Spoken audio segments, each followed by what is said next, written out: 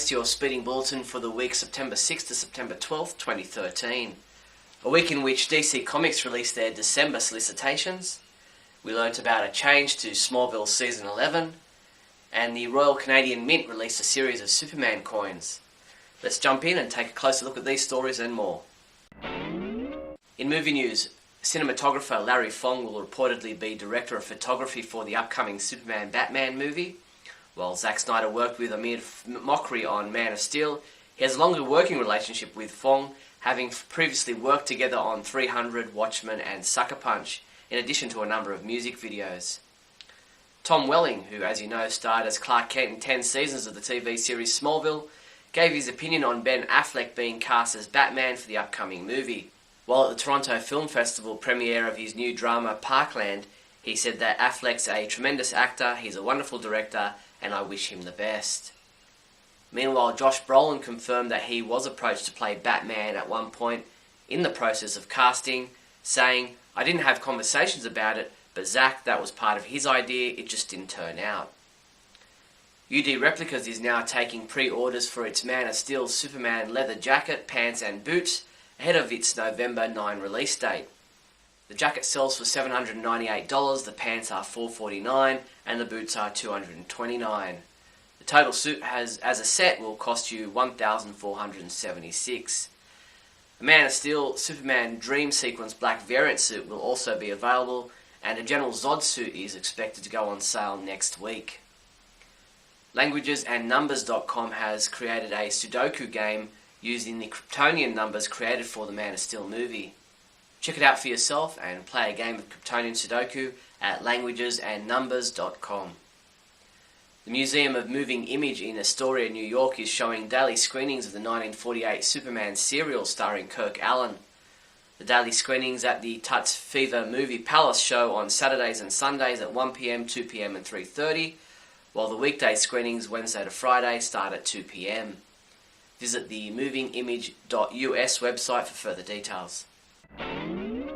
DC Comics released their December 2013 solicitations this week. We highlighted for you all the Superman-related comics and products listed. Of special note was Action Comics 26 by Greg Pak, which all hell breaks loose as Superman is caught between an alien menace and the superpowered soldier the US Army has sent to kill it. And Superman Wonder Woman number 3, in which Zod is unleashed. Can Superman and Wonder Woman stop this madman before he gains full power under the Earth's yellow sun? Check out the entire list of Superman comics in the December solicitations at our website now. Smallville Season 11 will be ending soon, but that won't be the end of the series, just a change of format. Rather than continuing under the Season 11 banner, which kicked off last year, the DC Comics franchise will now consist of an individual miniseries, each one starting with a new number 1 issue. Writer Scott Snyder has introduced a new character into the world of Superman within the pages of the new ongoing series Superman Unchained. Known as Wraith, the writer spoke with comicbookresources.com about the character.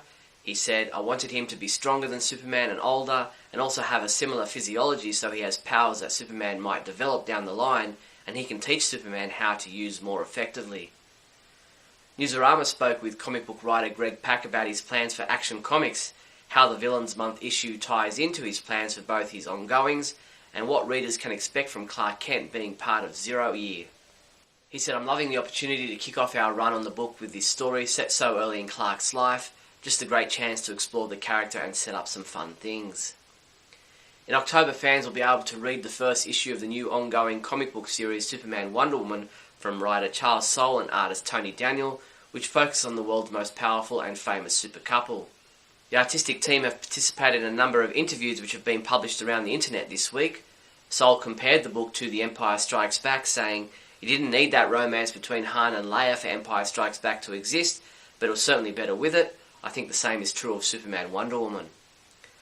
Superman comic books we reviewed this week included Justice League 23.1, Darkseid number 1, which was reviewed by Michael J. Petty, who said, "What better way to start off Villains Month than with Darkseid?" And he gave this issue a 4 out of 5. Superman 23.1, Bizarro number 1, was reviewed by Adam Duchanel, who called it a fascinating new twist on the Bizarro story that reminds us of Lex's streak of evil, and he gave this a 4 out of 5. Michael Bailey reviewed Action Comics 23.1, Cyborg Superman number 1. giving it a 5 out of 5 score, saying, "For the first time in a long time, I've finished a Superman book and been totally satisfied by the experience." Forever Evil #1 was also reviewed by Michael Bailey, who said, "It was everything I want from the start of a major event comic," and he gave it a 4 out of 5 score. Michael was joined by Keith Summerer in reviewing DC Universe vs. Masters of the Universe #1. Michael gave it a 4 out of 5, while Keith gave it a 3 out of 5. Smallville Season 11 Chapter 63 was reviewed by Michael J. Petty, who said, "This story was ultimately pointless," and he gave it a 2 out of 5. T.A. Hewitt reviewed Injustice Gods Among Us Chapter 34, giving it a 4 out of 5, saying, "This continued to entertain in the way all Omega-type stories do." Adventures of Superman Chapter 19 was reviewed by Sean Morrissey, who had a personal reaction to this story, and he gave it a 3 out of 5. Superman comics available this week from September 11 include Adventures of Superman Chapter 20 digital comic has been available September 9th. Injustice Gods Among Us Chapter 35 digital comic has been available since September 10th. Action Comics 23.2 Zod is available in a 3D cover.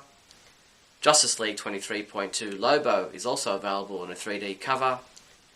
Superman 23.2 Brainiac is available in a 3D cover as well.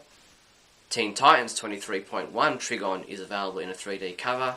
Smallville Season 11 number 17 print edition, and Smallville Season 11 Chapter 64 digital comic is available September 13th. Supervillains have taken over the DC Universe this month, and we've highlighted a selection of items featuring the very best, or should that be the very worst, of Superman's villains. Pre-order the Necessary Evil Supervillains of DC Comics Blu-ray for just $14.99. Or grab the tie-in Necessary Evil Supervillains of DC Comics trade paperback for only $10.19. These and other villainous offerings are available from your one-stop Superman shop, the Superman homepage online store at supermanhomepage.com/shop. In other news, the Royal Canadian Mint has released 7 exciting new coins to commemorate the 75th anniversary of Superman. Co-created by Canadian Joe Shuster and his American collaborator Jerry Siegel, the Man of Steel is now honoured on collector coins which were unveiled this week in Toronto. Coins from the exciting new Superman series can now be ordered directly from the Mint at mint.ca/Superman. Superman's co-creators Jerry Siegel and Joe Shuster were honoured as part of a series of murals titled A Love Letter to Cleveland by Gary and Laura Dumm, which was unveiled on the Chicago Blossom Press building near the West Side Market on Tuesday night. Square Enix has released a number of preview images showcasing their upcoming Play Arts Kai Superman and Supergirl variant figures. There's no release date or pricing information as yet for these variant Superman and Supergirl figures, so stay tuned to the website for further details. The 42nd Street Moon Theatre in San Francisco will be putting on a stage production of the 1966 Broadway musical It's a Bird, It's a Plane, It's Superman throughout October to celebrate the Man of Steel's 75th anniversary. The musical runs from Wednesday, October 2nd to Sunday, October 20th in the Eureka Theatre located in San Francisco, California. Visit 42ndstreetmoon.org/Superman for tickets and further details. That's all the Superman news there was for the week September 6th to September 12th. Don't forget to subscribe to our YouTube channel to keep up to date with all our future videos. I'm Steve Younis from supermanhomepage.com. Great Scott! Great Scott! Great Scott!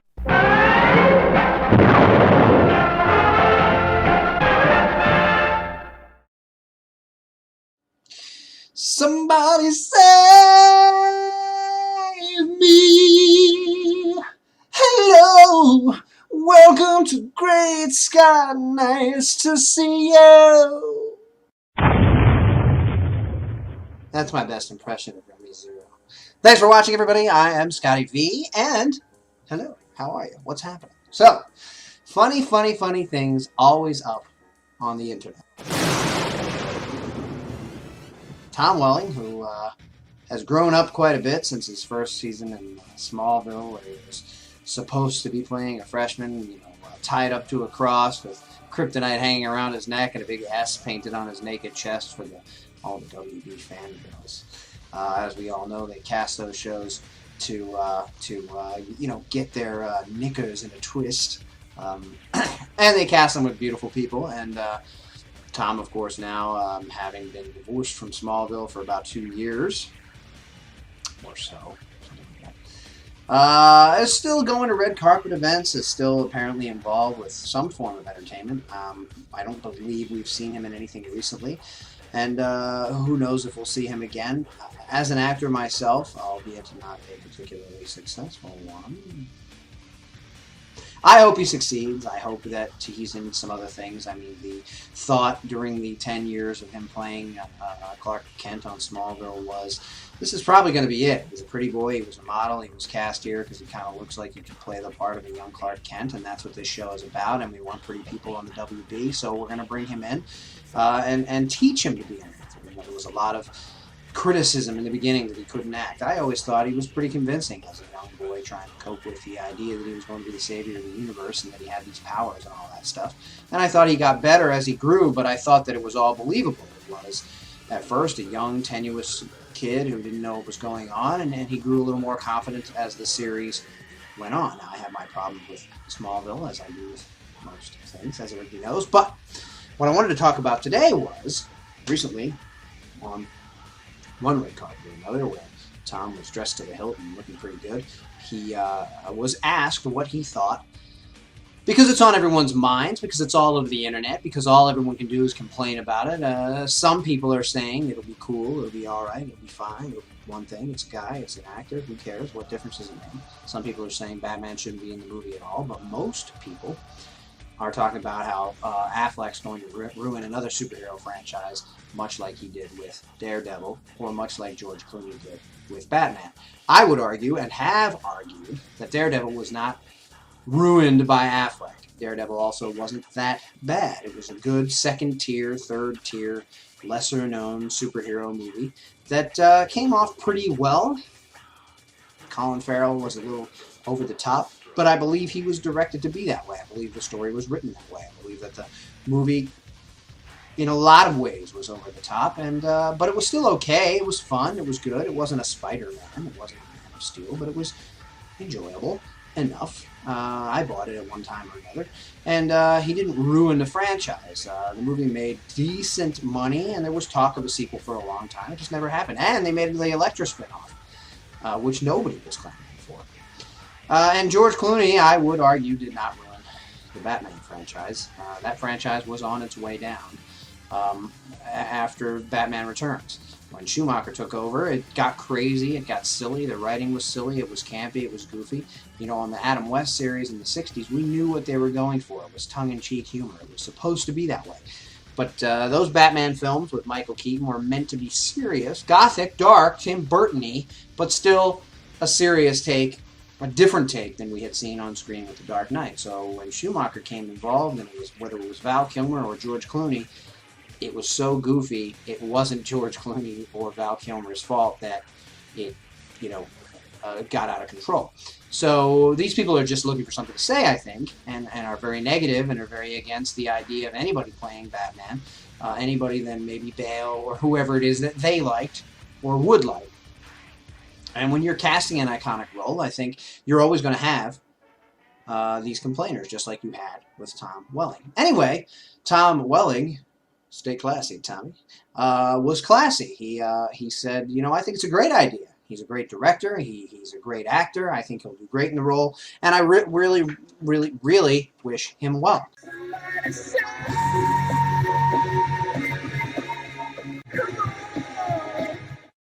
Which is what he should say. I don't think that he should come out and say, I don't give a damn about anybody else, any other movie, anything else that's been done. And he could say that, for every, I wish my fellow actor well. I hope he does great in the role. I'm sure they're going to endeavor to make the greatest movie that they can make, which was what Welling said. There's an Eminem who says, oh yeah, I have an album coming out. I don't give a damn about it. I didn't have any fun making it, so stop asking me questions. Now, I understand that's part of Eminem's persona. I understand that Justin Bieber spits on people and pees in buckets, mop buckets, in places that he shouldn't be peeing, and venues that he shouldn't be, and he's acting out. And I understand that we have our Lindsay Lohans who go nuts on cocaine and get drunk and ruin themselves. But then we also have actors who are on a red carpet or at an event and get asked a question that doesn't really relate to anything they're doing or their lives at this point, since he hasn't played Clark Kent in a while and has no connection to Man of Steel, but it's of interest to people who are fans, and the people who asked him this question know that it's of interest to people who are fans of Tom Welling and were fans of Smallville. And they also know it's going to stir up some controversy because there are still a huge contingent of people that won't accept Man of Steel or any other movies because they thought Tom Welling should have been cast as Superman, and he's their Superman. Just like there are people that will never like another version of Superman because Christopher Reeve was Superman, and there's no way to top it, and there's no way to top John Williams. So if you have any movie with any other music, they're not going to like it. But they asked Tom Welling, and he was classy about his answer, just like Josh Brolin, who was reportedly up for a possibility of playing the Dark Knight, or at least was rumored to on a lot of sites. He was asked and thought it was silly that so many people were going crazy, and that he hoped that Affleck could throw it in their face later on when the movie's a huge success and he's great and everybody loves it and everybody's toting it. And you know people will go, I was with him all the time, he was my choice. And if you were able to rewind their life and see a recording of what they said, they were part of the people who were like, Affleck? What? This is going to be terrible. Yeah. Yeah.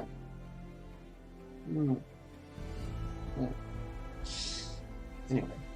Apparently, on the Superman homepage, there were some attacks, as there often are in these fan posts on Facebook, on social networking sites, on other sites, Newsarama, going crazy about the New 52 all the time, with people who really love it attacking the people who hate it, and people who hate it or love what it was before attacking the people who love it, or attacking DC, or talking about boycotts. It always happens.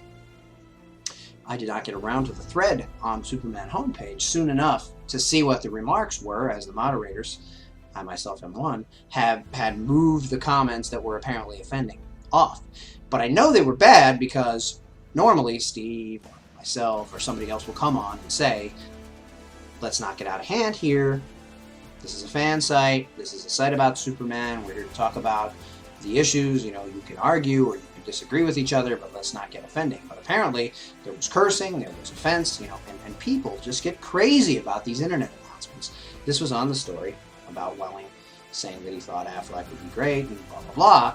And I can only imagine that it was the people who either hate Welling or hate Affleck, or hate that Affleck was cast, or hate that Welling was asked, or hate that he's involved in any way, or maybe they were mad that Brolin hopes that that Affleck's able to kick these comments in the face when the movie comes out and it's great.